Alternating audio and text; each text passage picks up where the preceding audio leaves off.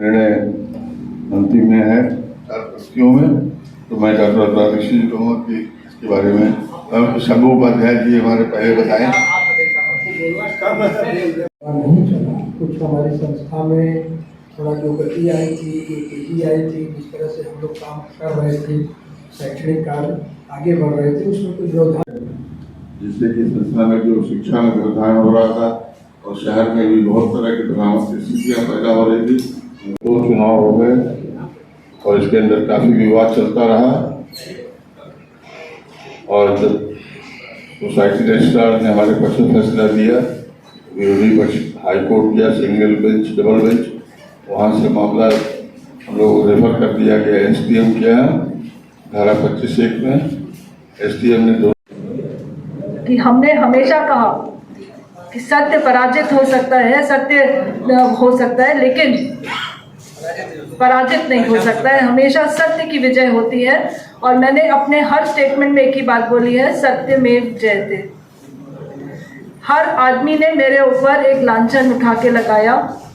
वो ये भूल गए कि इस संस्था में महिलाओं का क्या योगदान रहा, और अगर एक महिला ने आकर इस संस्था को संभाला है तो उनको सबसे ज़्यादा खटक रही थी पूजा दीक्षित।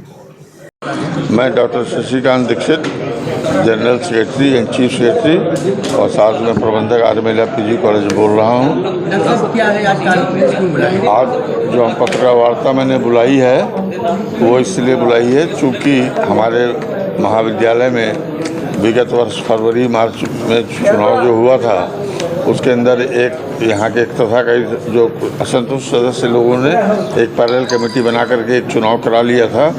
लेकिन जैसा कि मुझे आप सबको बताना था और मैंने लिख के भी दिया है कि सर्वप्रथम DIOs ने पूरा अध्ययन करके हमारे कॉलेज को मान्यता दी थी और फिर रजिस्ट्रार चिट फंड सोसाइटीज़ ने भी पूरी पत्रावली और दोनों पक्षों को सुन करके हमको निर्णय दिया, हमारे पक्ष में किया हम लोगों को। फिर हम लोग विरोधी पक्ष वाले हाई कोर्ट गए, सिंगल बेंच, डबल बेंच, वहाँ भी कोई राहत नहीं मिली और उन्होंने SDM को रेफर कर दिया और SDM ने 1.5 महीने तक पूरी दोनों पक्षों की बातें सुनने के बाद जो जजमेंट दिया है उसके अंदर हमारी प्रबंध समिति को उन्होंने वैध घोषित किया है। इसी की जानकारी देने के लिए हमने आज पत्रकार वार्ता बुलाई। चूँकि वो लोग बीच में पत्र के द्वारा, प्रेस कॉन्फ्रेंस के द्वारा कई बातें जब हाई कोर्ट में गया, यहाँ गया कि हम लोगों के खिलाफ कई उन्होंने दुष्प्रचार किया था, लेकिन सत्य की हमेशा जीत होती है, सत्य में वो जयते होता है। इसलिए मुझे आज सभी काशी पत्रकार बंधुओं को धन्यवाद देना चाहता हूँ कि हमारे आमंत्रण पर आप हमारे महाविद्यालय में पधारे और ये महर्षि ज्ञानानंद विद्या देवी जी की तपोस्थली है। हमारे पूज्य पिताजी का भी इसमें योगदान रहा है। मैं पिछले 44 वर्षों से संस्था से जुड़ा हूँ और ये संस्था दिन दूनी रात चौगनी आगे बढ़े, यही परिकल्पना है। शहर के मध्य में बालिकाओं का काशी में सबसे बड़ा विद्यालय है जिससे जी यही नेतृत्व में आगे भी चलेगा जब तक विश्वनाथ जी की कृपा होगी। आगे हमारे बहुत योग्य सदस्य लोग हैं वरिष्ठ, जो कि वो लोग जैसा निर्णय करेंगे उसके हिसाब से आगे संस्था चलेगी। विपक्ष का खारिज हो गया, विपक्ष का खारिज हो गया है बिल्कुल, और हम लोग आज पूर्ण रूप से इस संस्था के अंदर सत्ता में आ गए हैं और हम लोग पुनः जो 1 साल से कार्य में रुकावट हो रही थी, हम लोग संस्था को आगे बढ़ाने के लिए और भी प्रयास करेंगे।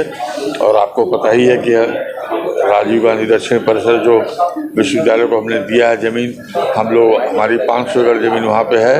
हम विश्वविद्यालय से बात कर रहे हैं, हम लोगों का भविष्य प्लान है कि हम वहाँ भी आगे कार्य करें। ये महर्षि ज्ञानानंद की कृपा होगी, विश्वनाथ जी की कृपा होगी तो हम और आगे संस्था को बढ़ाने का प्रयास करेंगे। इन्हीं सब लोग साथ को डिजिटल इंडिया का digital new platform live VNS पिछले 7 वर्षों से बनारस की सेवा में। पाइए बनारस के कोने कोने की खबर निष्पक्षता के साथ लाइव VNS से। बनारस की ताज़ा तरीन खबरों के लिए प्ले स्टोर से डाउनलोड कीजिए लाइव VNS ऐप या फॉलो कीजिए लाइव VNS को सोशल मीडिया पर।